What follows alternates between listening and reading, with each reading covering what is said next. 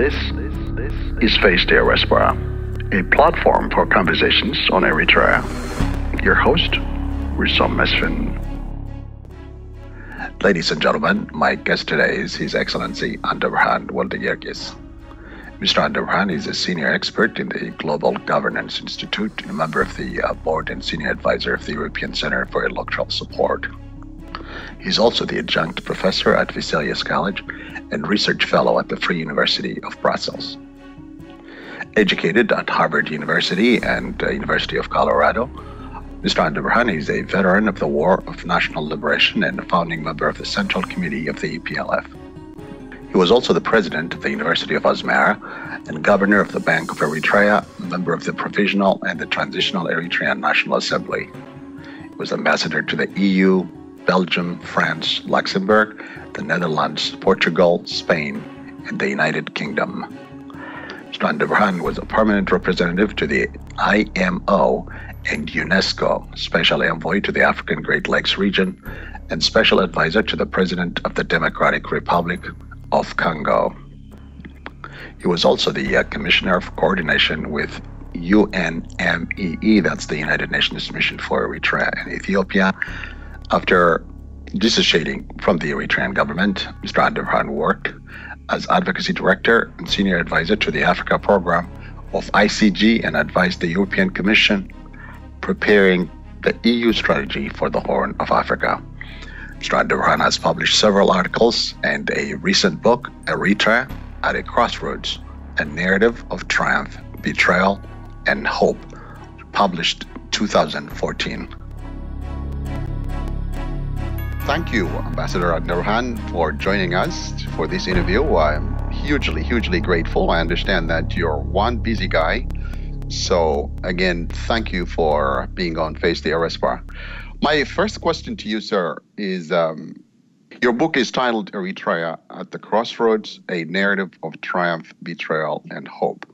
Why did you write the book, and why do you think Eritrea is at a crossroads at this time?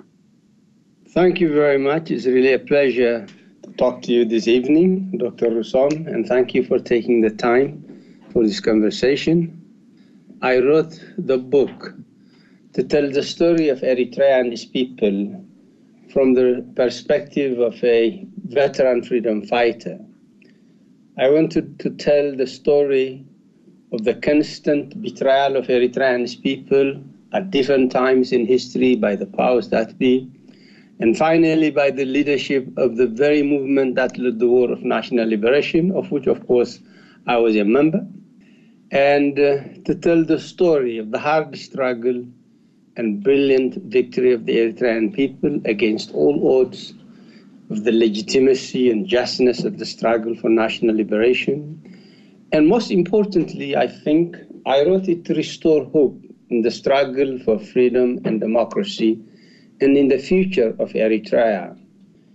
And the title, A Narrative of Triumph, the triumph refers to the victorious conclusion of the long political and armed struggle of the Eritrean people for self-determination. And the betrayal refers to the state of affairs that exists today in Eritrea, which represents a complete betrayal of the objectives of the armed struggle and the hopes and aspirations of the people of Eritrea for freedom, for democracy, for justice, and for prosperity. Although we fought for these very ideals, we ended up with the polar opposites of these ideals. The hope signifies the fact that today things cannot get any worse in Eritrea, they can only get better. And the resistance at home and in the diaspora picks up momentum the day when there will be a democratic transition in Eritrea is not very far. And the hope, therefore, signifies the fact that today we are quite hopeful that things are about to change and the original objectives of the armed struggle for liberation, the hopes and aspirations of the Eritrean people for a free, democratic, and prosperous Eritrea would be able to materialize through hard work and struggle. For this triumph to be realized, there was a need for Eritreans to make a sacrifice. You opted to take part in this endeavor. You were a student at an elite university. You could have had a different career trajectory. Why did you join the struggle? You know, that was the time of the national liberation movement in the Third World. And Eritrea, having been, of course, an Italian colony, and then under British military administration, and then federated with Ethiopia by a UN decision, and the Emperor of Ethiopia having abrogated that federal arrangement and annexed Eritrea, the people of Eritrea were fighting for their right to self-determination. And as young idealists at the time were very, very taken in by the struggle for liberation, by the ideals of freedom, justice, etc. There was also in the United States the Afro-American movement, with the anti-Vietnam War protest movement in the US. So we were part of this progressive global or worldwide movement. And we saw our people. Eritrea was, of course, subject to the scorched earth policy of burn all, destroy all by the imperial Ethiopian government. And so we felt that it's not only me, but many of my former comrades in arms and many of my friends, we left whatever we were doing in the West and in the East to go join our people and fight for freedom. You know, the struggle in Eritrea was a struggle for self-determination, which we believed to be a just struggle. At that time, we were inspired by the search for freedom. We felt that it would be better to contribute something to the struggle for freedom in your own country, to be part of a process in your own country that would eventually lead to freedom, to democracy, to prosperity, etc. So we were inspired by these ideals. And the fact that Eritrea was at war at the time, and as Eritreans, we felt a special responsibility to go and fight for our country and for our people. Was it initially difficult to acclimate a life after living here in the United States for, comfortably for quite some time? How did you find the transition from life in America to life in Eritrea, in the trenches? Were you actually assigned in the trenches? Look, quite frankly, life in the US and especially life in Cambridge at the time for me was quite comfortable, quite easy. And life in the field was quite hard. You did not even have the basic necessities of life to sustain yourself. But when we were prepared to go and fight, when we were prepared to go and die for a cause you believe to be just and ultimately victorious, then nothing stands on your way. It's just a matter of willpower. You are able to, it wasn't even that difficult for me because you were prepared to do things, to accept sacrifices. And when you're prepared to accept sacrifices, adjustment becomes very simple. It becomes quite ordinary, to be quite frank. I don't mean to say that was easy. It was not hard. It was extremely hard at times. But you were sustained by your ideas and by the hope of eventual victory of which you were convinced.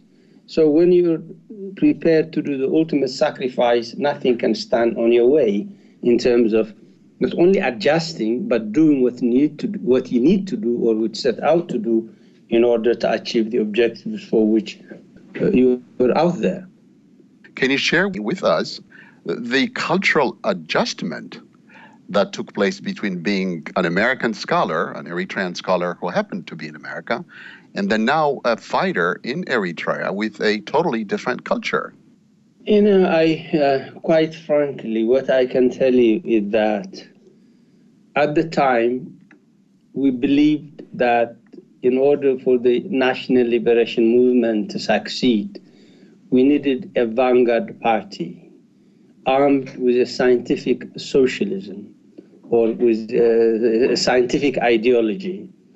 And this vanguard party would, of course, lead. Eritrea is basically a peasant society, was and still remains a peasant society. And the Eritrean workers are very small. Eritrean intellectuals are even smaller. So at the time, we believed in this ideology of scientific socialism. And as intellectuals willing to serve the cause of liberation of our people, we felt that we had to commit what you call class suicide. In other words, to forget that we're educated intellectuals living in the West and adjust life in Eritrea, in the field, and live like the peasants, workers, people who never had the opportunity we had of going to school beyond high school for most, or even elementary school or middle school, etc. So we were, in a way, an elite, but we had, in order to contribute to the struggle, we had to, of course, equip ourselves with modesty and a desire to be like everybody else and forget what we were and build a new life, a new perception of life, of ourselves as part of a mass or of the masses fighting for the liberation. So in a sense, I went from an open, quite open, especially campus life at Harvard, where you had open protests. There were protests for calling for the divestment of Harvard's investments in South Africa. I remember, for instance, protests against Vietnam, protests against that, openly expressed and, of course, freely expressed. When we went to the field, of course, it was a political and military struggle, and it was also an unequal struggle. Eritrea is a small country, we're a small people, and Ethiopia is a much larger country, of course, a larger population base, and more than that, it had the support of the powers that be, both political, economic, and financial, and of course, military support of the two blocs at different times, albeit at different times, I should say. So we internalized the need for discipline, iron discipline, the need for internal cohesion, to hold on to your own thoughts about things, and the need to sort of develop a common sort of outlook in order to make victory possible. Sometimes it may not have been internally generated, but perhaps externally imposed by the imperatives of survival in the field, by the imperatives of survival in a war situation, which was quite, of course, fluid and changing all the time. Yes, it was difficult, but since we really believed in doing what we did was right, it was just, we were part of a legitimate movement, and in order to contribute, sort of minimize or eliminate our distinctness and be part of the mass of people fighting in the field like everybody else. Ambassador Andebrhan, can you actually share with us the series of assignments you had in pre-independence Eritrea?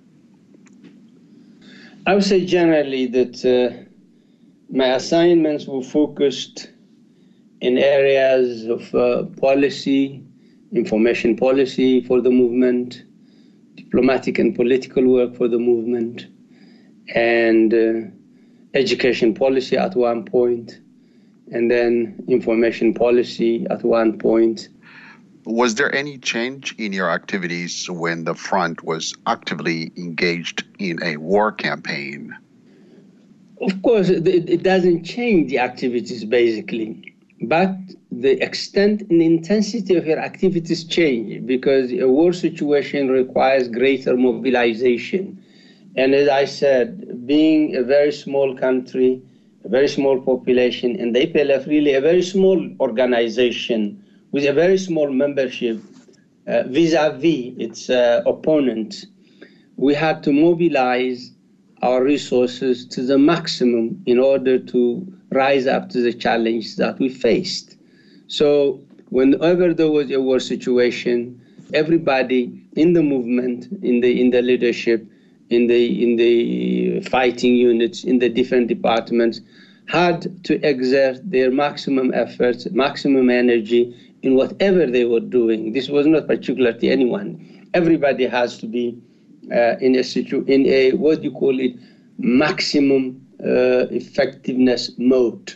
That would be the automatic default mode for everybody, because that was a struggle for survival, which of course involved everybody else.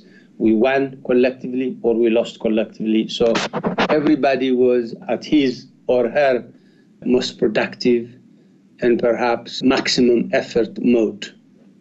Did you concentrate on policy making, or part of your job, part of your assignment also included sharing the military triumphs of the movement? My assignment was actually initially when I was in the information department, I was already in the central committee, and therefore my task was not only to develop the policy required for effective propagation of the programmatic objectives of the movement, to publicize the achievements of the movement, the political, military, social, and economic achievements of the movement, but also to manage the department under the overall leadership of a certain member of the Politburo at the time. Mahmoud Ahmed Sharifo was my immediate boss. And so the work basically dealt not only with the publication of our official organ, but with the management of the information department as well, and in the process with developing appropriate information policy. Like we had this value of not telling a lie, and that's how the EPLF was really quite credible during the war. People who heard something or who heard about something would always contact us and see to verify or to ascertain situations. And when word came from the EPLF as such, it was generally credible. Mr. Ambassador, what would you say are the most essential features of the EPLF? What stands out, as far as you're concerned, that define the quintessential EPLF? I think the most important factor that really decided outcome of the struggle as embodied by the EPLF is what I describe in my book. I dedicate my book to the memory of the martyrs, and let me state that I dedicate my book to the memory of the martyrs who fell so that Eritrea would rise and thrive, and that the Eritrean people would be free. So the most important asset of the EPLF was the absolute dedication, the absolute commitment, the absolute devotion of its fighters to the cause of Eritrea's liberation, to the cause of freedom and eventual prosperity of the Eritrean people. This was the most decisive factor. The EPLF, its fighters, were true believers in the legitimacy of the Eritrean struggle, in the justness of the Eritrean struggle, and in its inevitable victory. I think this was the most important element in the explaining the victory of the EPLF. And of course, there was internal cohesion, which was not necessarily volunteered, because we had also an iron discipline, being a politico-military organization. And so we had sort of absolute unity of purpose or commitment to the central objective of fighting the war to a victorious conclusion. So what I'm trying to say is the EPLF built a military machine that was characterized, whose fighters were characterized by absolute discipline, iron discipline, and a readiness to die for the cause whose justness they truly believed in. And thus, in fact, yes, that was positive in one sense. It enabled us to win the war. But in another sense, the effective military machine was not accompanied by an effective political organization that could, of course, safeguard the ideals of freedom, of democracy, of justice, not only during the war, but also in the future of Eritrea. And that's what's come to haunt us back today.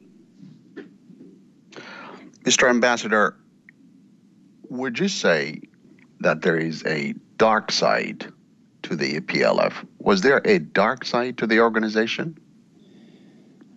I think I would not say to the EPLF, because the EPLF is the amalgam of everyone.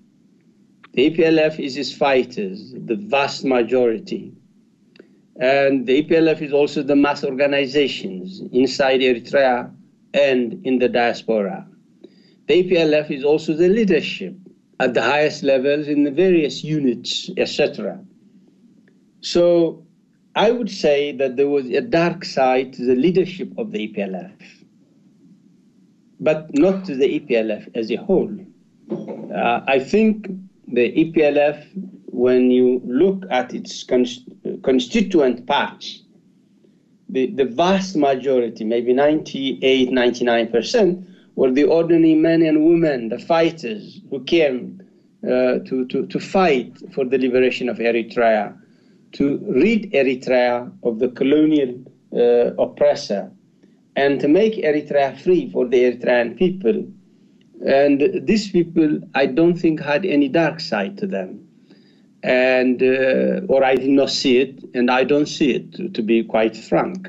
But the leadership of the EPLF, especially at the highest levels, had a dark side, which has come to the fore and which is now haunting Eritrea. Can you give us an example of what, or examples for that matter, that you say this indicated the dark side of the leadership of the EPLF and then, of course, the PFDJ?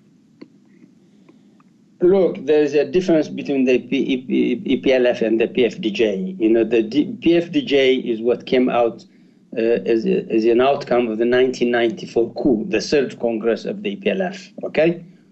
And so let's keep the two apart. We had a Marxist-Leninist party inside the EPLF, which led the EPLF, Eritrean People's Revolutionary Party, etc., which operated in absolute secrecy. And of course, secrecy was accepted at the modus operandi because we were in a war setting. So secrecy, to some extent, becomes a very important factor of survival. You cannot go on disseminating whatever you know, etc., etc. Being a very secretive organization, this secretiveness extended to the highest levels, to the extent that with the top leadership, for instance, what the Secretary General and the Deputy Secretary General, in most cases, I should say, did, the rest of the Central Committee did not know. So there was even during the war, a concentration of decision-making in one, two, or three, very few individuals who knew what was going on, while the rest of the organization, including the majority of the members of the leadership, were kept in the dark. So this allowed excesses like, let's say, extrajudicial killings. And this was not really just a particular feature of the EPLF. The idea that you should liquidate political opposition sprang, as I make it quite clear in the book, quite early on in the armed struggle. I can give you the first instance, when the ELF decided to liquidate the ELM, the Eritrean Liberation Movement, or Haraka, in Ila Sada, in northeastern Sahel, in 1965, I believe. That was the first instance when the idea that in Eritrea, or in the field of Eritrea, that is in the struggle, in the arena of the struggle, there could only be one organization, and in that organization there can only reign one perspective. any other organization, political pluralism, political diversity was not only shunned, but it was criminalized and crushed. So initially it started there. Then when the ELF imploded in the late 1970s, and then after the first Congress of the ELF, what the ELF called the National Congress, there was this infamous resolution which said that if the splinter parts don't come back by a time certain, then they will be liquidated at the counter-revolution. Of course, I'm paraphrasing. I'm explaining a lot of things in very brief terms. I'm bringing this as an instance, or as instances. And then within the PLF, the People's Liberation Forces, the Group 2, you had, of course, a movement, a corrective movement that was characterized as a destructive movement, and whose leaders and whose key supporters were also liquidated. And so what you have is the practice of eliminating political opponents and the various guises becoming a tradition of the Eritrean liberation movement, as represented both by the ELF and the EPLF. And of course, this aspect, which evolved during the armed struggle, and which has, of course, come to a full bloom after the liberation of Eritrea, has become, of course, the bane of Eritrea today. Mr. Ambassador, you're a member of one of the highest members in the top echelon of the EPLF. Were you in a position to be aware of any crimes that raised your eyebrows, that were unsettling in nature? Or you were saying that things were always done in secret? You know, in the EPLF, no matter what your position, you are supposed to focus on your tasks alone. And any attempt to go, of course, outside that was not only frowned upon, but subjected you to some sort of suspicion. Other words, people were not supposed to be curious. People were not supposed to ask questions about areas in which they were not directly involved. And also, in my case, I was often in the field, and if I'm 1 or 2 years in the field, I'm also 6 months, a year, 2, 3 years outside the field. So there are also gaps in my sort of physical follow-up of what's going on in the field. In meetings of the Central Committee, get general reports, etc., etc. But in terms of the day-to-day happenings in the different sections of the EPLF, not everybody was privy. And of course, I should say that, like most of my former colleagues and comrades in arms, I was not privy to many of the things that, of course, that happened, and about which we of course, come up to know much later. Forgive me, Mr. Ambassador. Is it possible that one could be a member of a leadership in an organization, in a front, and not be aware through even confidential personal conversations with people that one trusts and has developed a relationship? So would you say that you were totally unaware of any crime that was actually being perpetrated at that time, that we're now finding out was actually being committed with almost reckless abandon to human life? Look, at the time, when you say a crime now, I was aware that people were, of course, being, marginalized. Very important cadres were being marginalized, or being suspended, or being taken to what we called Halawa Sora, or the security of the revolution, or etc. But nobody knew exactly why. And if you asked People will say maybe he did something, maybe.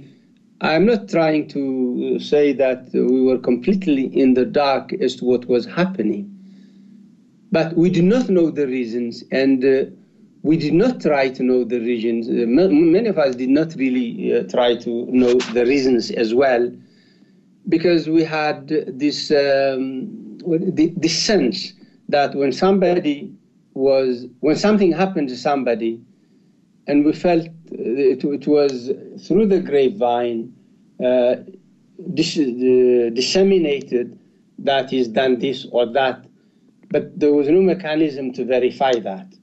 And you really did not have an opportunity to verify that. So that became also a tradition in the sense that when somebody was suspended or taken into the security under the custody of the security or security of the revolution, etc., people just said maybe he did something. What he did, nobody knew. What he did, nobody also tried to find out. But that sort of became a tradition because, as I said, everybody was focused on his line of activity, and you were discouraged from trying to go astray of that and find out. Say, don't be too curious. You don't. Essentially, you are abdi milkataka aitu to. You say in Tigrinya, and they milkataka tfellet ait fatin. That was a retort, and if you pushed that a bit hard, then you also become an object of what we were trying to find out. But you have people disappearing and there's no explanation. When do you actually become aware that maybe there is some injustice under your very organization? You become aware after the facts, okay? Either in reports or discussions.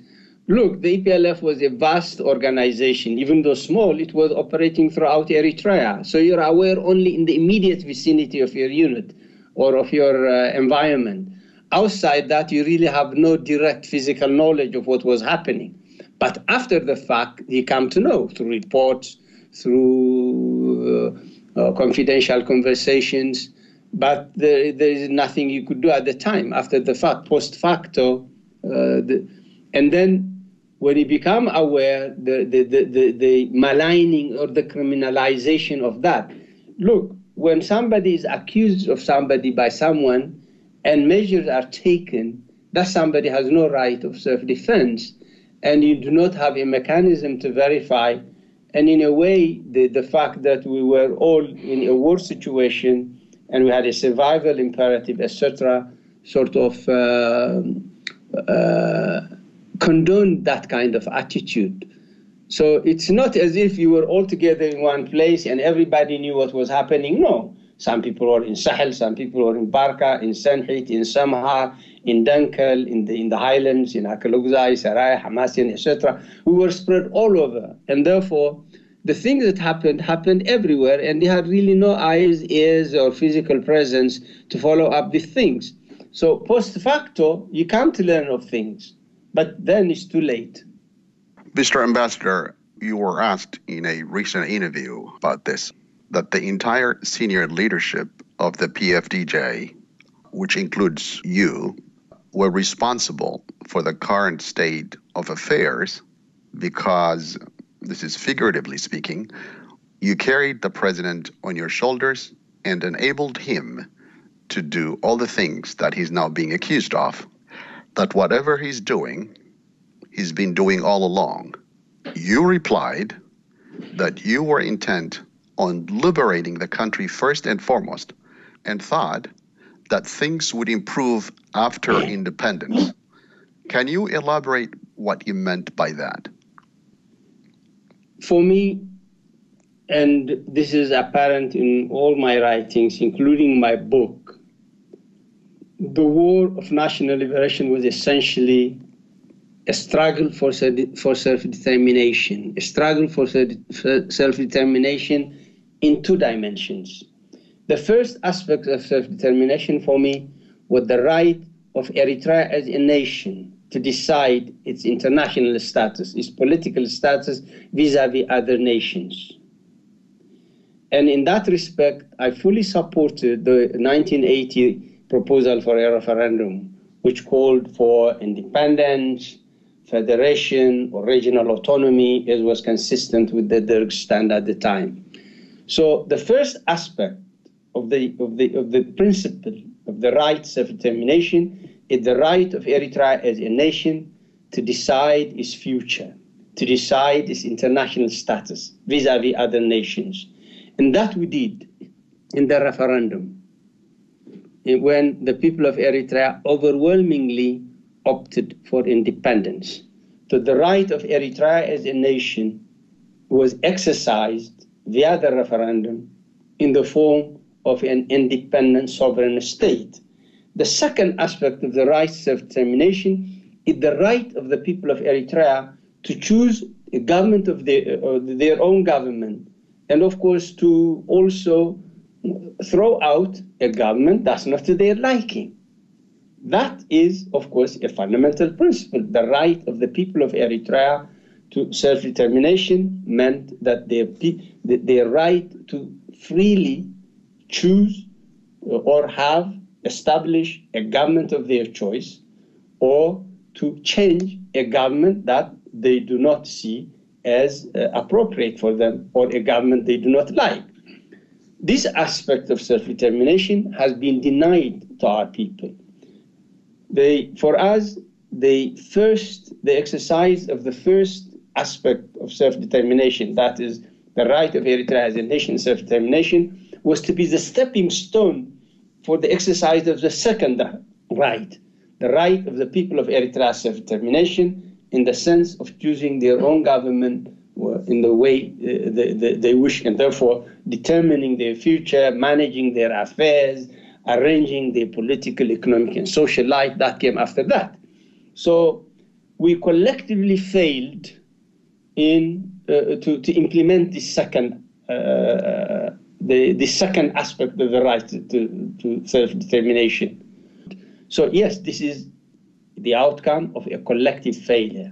We failed at the EPLF to ensure the full implementation of the right self-determination of Eritrea as a nation and Eritrea as a people. Ultimately, and fortunately, the Eritrean army delivers a lethal blow to the enemy, and now our country is free. How did it feel to be part of a winning team, that you were in a leadership team that liberated the country from Ethiopia? You see, at that very moment, I must be very frank with you, I had mixed feelings. I was neither very happy nor very sad. In a way, I was happy because our ultimate objective was achieved, the independence of Eritrea. We got rid of an alien presence that was the cause of our plight at the time. Yet, in reaching that moment, there were thousands, tens of thousands, who were not fortunate enough to also share that moment of pleasure with us. In other words, the martyrs. The martyrs who included, of course, some of my closest comrades in arms, my closest friends, including my own brothers, my own cousins, etc. So at that moment, for me, I was happy that the armed struggle was over and that the struggle for reconstruction and rebuilding would start. But at the same time, I had a heavy heart in that we were leaving so many people behind, so many heroic, some of the finest and best of Eritrea's men and women who were leaving behind. And that was a terrible burden. And that's why, in fact, we have this special responsibility to redeem their sacrifices, to vindicate their sacrifices. Mr. Ambassador, we're moving on now. So you're part of a transitional government, and you have the honor of being the first president of Asmara University. First off, why do you think you were selected for this position? Did you express an interest? No, as I said, the personal choice did not really interfere in the assignment of tasks. I was not. It came to me as a surprise, but I should admit as a pleasant surprise. Why was it a pleasant surprise? Because I saw, for me, I always believed that Eritrea's greatest asset is its people. And I saw my assignment to the university as an opportunity to develop tertiary education in Eritrea, to provide for to produce a new generation of Eritreans equipped with knowledge, with political consciousness, with social responsibility, to help rebuild a devastated country, to help develop Eritrea, to help jumpstart Eritrea. Because look, war is mass destruction, war is mass murder, and we lost so many years of opportunity to develop. And my idea was that given the assets we had during the war, we could use these assets to jumpstart the Eritrean economy, to develop Eritrea within a relatively short time. And it's only young men and women equipped with modern science, with modern technology, with modern management skills, public administration skills, etc., with modern medical knowledge to produce the doctors, the lawyers, the economists, the engineers that were necessary to rebuild the country. So it actually enabled me to be at the center, at the core of this process of building up a new Eritrea by equipping a new generation of Eritreans with the knowledge, skills, and know-how necessary to transform Eritrea from a very poor, war-ravaged, underdeveloped country into a developed, prosperous, democratic country. So that was what actually sort of motivated me to do my best when I was at the university. Mr. Ambassador, would you say that you had great ambitions for the university, and that would you also say it worked or it did not work? Either way, why or why not? Look, when we took physical control of Eritrea by military means and entered Asmara in 1991, there was no university to speak of. The University of Asmara had been relocated to a place called Agarfa in southeastern Ethiopia, I believe in Arusi, in the then Arusi province. And so I had to start from scratch. And one of my first steps was to draft a charter for the university to establish its legal personality as an independent, as an autonomous institution of higher learning and center of academic freedom. And also organize an international symposium to which I invited Eritrean, international, etc., experts, academics, practitioners, researchers, etc., to try to revitalize the university, revise its curriculum, its syllabus, restructure the university into different faculties, colleges, and the faculties, the colleges into different departments, etc., etc. And that was within a year, barely a year after I took over. And this was a very participatory process. The policy of higher education of Eritrea, I invited so many people from the Eritrean diaspora, academics, professionals, international friends of Eritrea who were, of course, supporters during the armed struggle, practitioners, members of the provisional government, at the time, etc., etc. So, yes, at that time, it was a moment of great hope. I had this vision of transforming the university into a center of excellence, into a center of higher learning and development-oriented research, so it could contribute to the development of Eritrea in all its senses, in all its dimensions. I would not say I was successful because, look, I was assigned there, I think, at the end of sometime in August 1991 and fired in April 1993. So barely 3 years, not even 3 years. 1991, 92, 92, 93, actually not even 2 full years, I should say. So what I tried to do there was establish a university worth its name, build. It was not really a university, I must be very frank with you. We're trying to build a university. A university needs lots of things, not only the physical structure, and there were not enough facilities even in terms of buildings, but you need a top-notch modern library equipped with all kinds of books, with all kinds of facilities for research. You need laboratories, you need top-notch academics, professors. You need all kinds of assets to build a university worth its name. So, but I started building the foundation for a university worth its name, to become a center of excellence in Eritrea, a center of higher learning and development-oriented research, enjoying, of course, within campus, full academic freedom, free of any political interference from the powers that be. That's why I insisted on the charter, etc., etc. So, of course, now we have this dismal story that is no longer there. You said that you were not successful.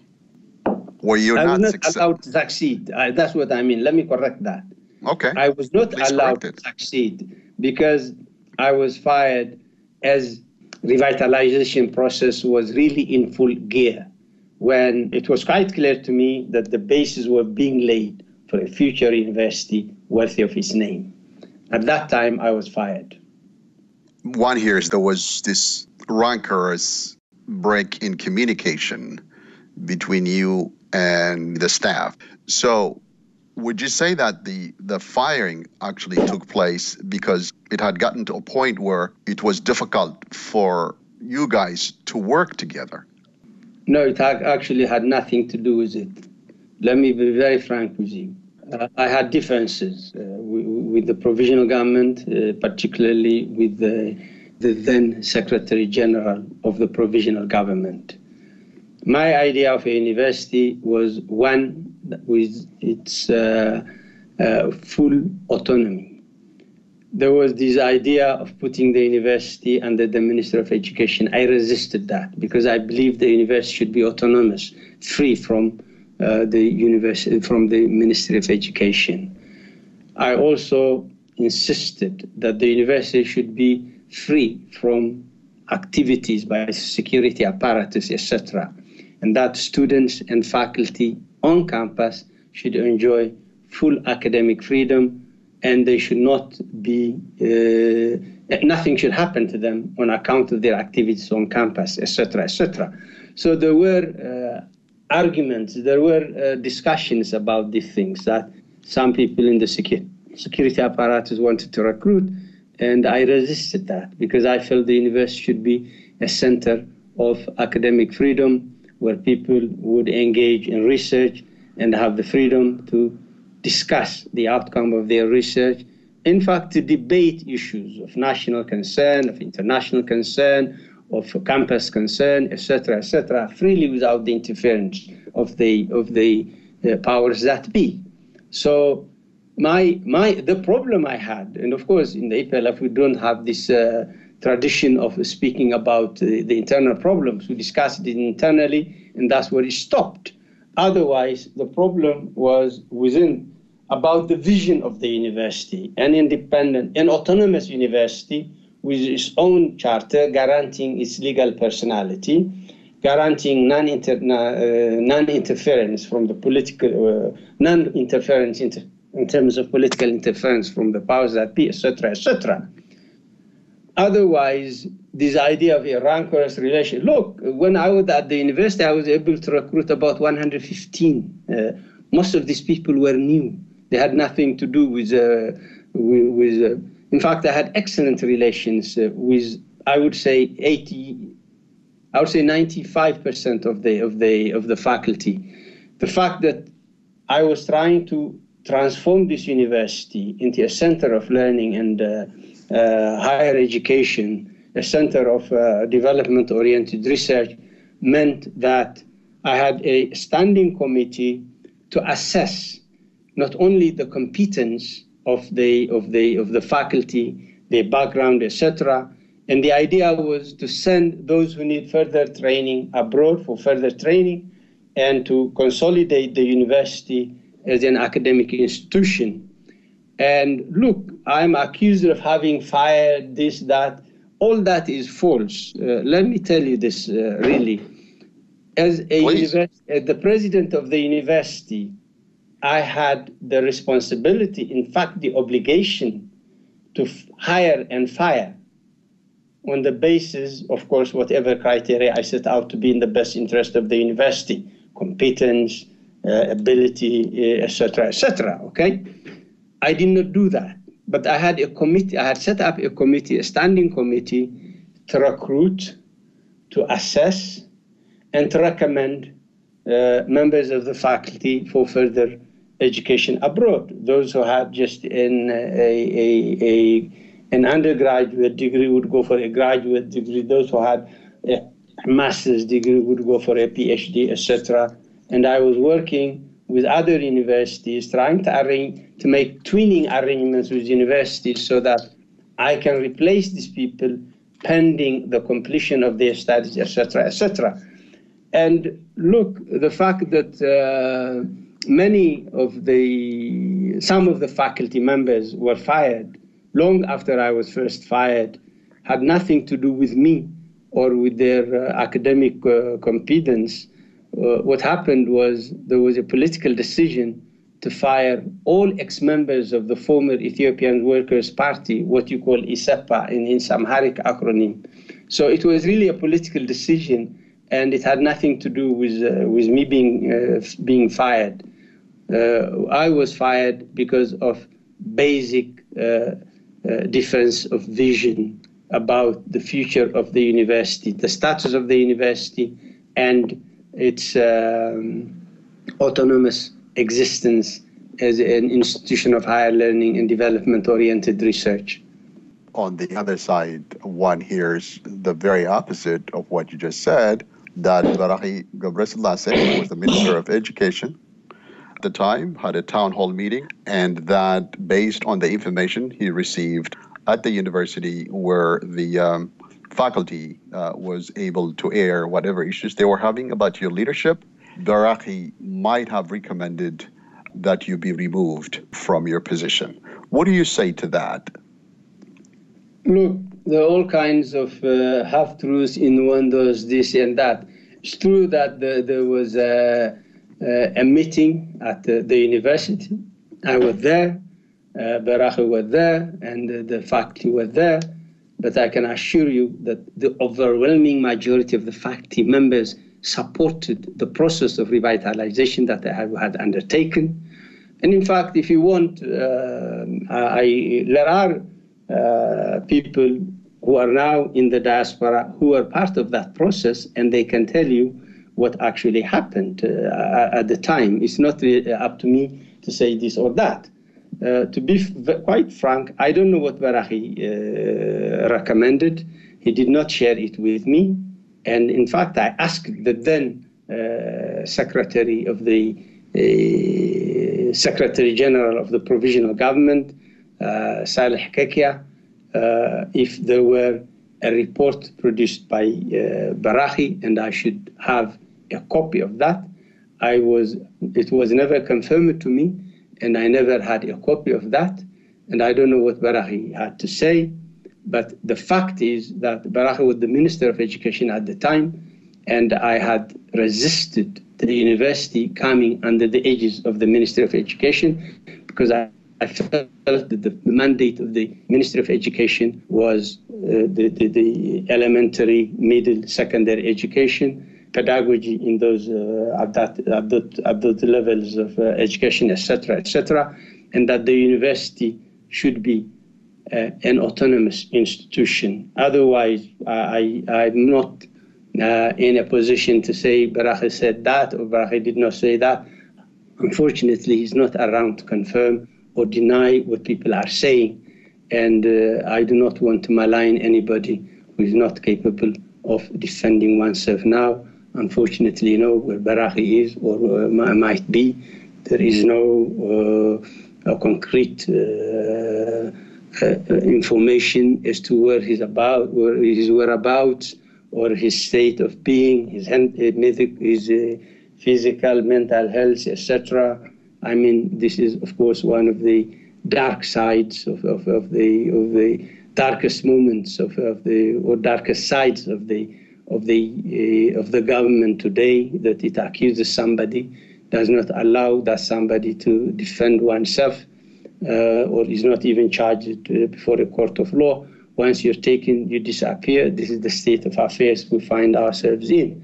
But I can assure you that in that meeting, the overwhelming majority of the faculty members supported my position, defended the process of revitalization of the university that was underway. I had a conversation with at least 3 instructors from Asmara University, and all of them have a great impression of Barahi, and they were impressed with him, with his diligence, with his ability to listen, and that they considered him highly collaborative, and they appreciated his efforts to resolve an issue that they felt was in a meltdown situation. But my question to you is, do you consider yourself a collaborative leader? Did you engage and build a team in order to move the reform agenda forward? There's no question about that. I told you I organized an international symposium, so there will be a participatory process in mapping out the policy of higher education for Eritrea. I set up an academic senate at the university. I set up a standing committee to recruit. I did not recruit or fire anybody, although I had the responsibility. I set up committees for the various tasks that I seemed very important at the time. And I don't know the 3 former teachers of the university or teachers in general. I don't know their identity, whether they were in the university or not. And I did not say anything to malign or to malign Barahi. I had, as a comrade, I had a lot of respect for Barahi. We were good friends with good chemistry. I just pointed out the fact that I did not know what he said. I was not privy to whatever report he made. With me, he said he was very satisfied with how I was running with the university. We were friends after all. We knew each other for a long time, were together. So what I'm saying is the way I was fired had nothing to do with what was happening in terms of my relations with the faculty. It had to do with my vision, which diverted from the vision of the powers that be at the moment in terms of the status and role of the university as a center of learning and research, etc., etc. Otherwise, I would say that I engaged people not only at the department level, but at the faculty level, at the university level, because what I tried, it was not a university when I started at the university. In fact, there were no faculty. There were only some secretaries, administrative workers at the university. Whoever came, I brought from Agarfa with an agreement with the then, transitional or provisional government of Ethiopia. And because we had also good relations, we were able to restore some of the assets of the university, not all of them. And I was able to recruit from the Eritrean diaspora a large number of Eritreans, including most of the professors who are in the Ethiopian universities in Addis Ababa, in Jimma, etc., etc. So what I'm trying to tell you is people can say whatever they want, and they are free to do so. But what's important is to have some sort of due diligence, to support what he say, with evidence. Otherwise, I would say that my tenure at the university demonstrated not only a propensity to collaborate, but a propensity to engage a wider expertise outside the university community in drawing up Eritrea's program and policy of higher education, not only for the university, but for what we thought at the time would be technical, or a satellite of technical vocational schools for those who were not lucky enough to make the university. So I would say that, of course, it's not up to me to say I was this or that, but I was really engaging with the different organs that I had set up in order to build the university into what I told you earlier, a top-notch university worth its name. Let's move on to after your removal from the university. What happens? Where I think there was a short respite from any assignment, and then you are now a new position. You are in a new position. So, would you mind sharing what that new position was?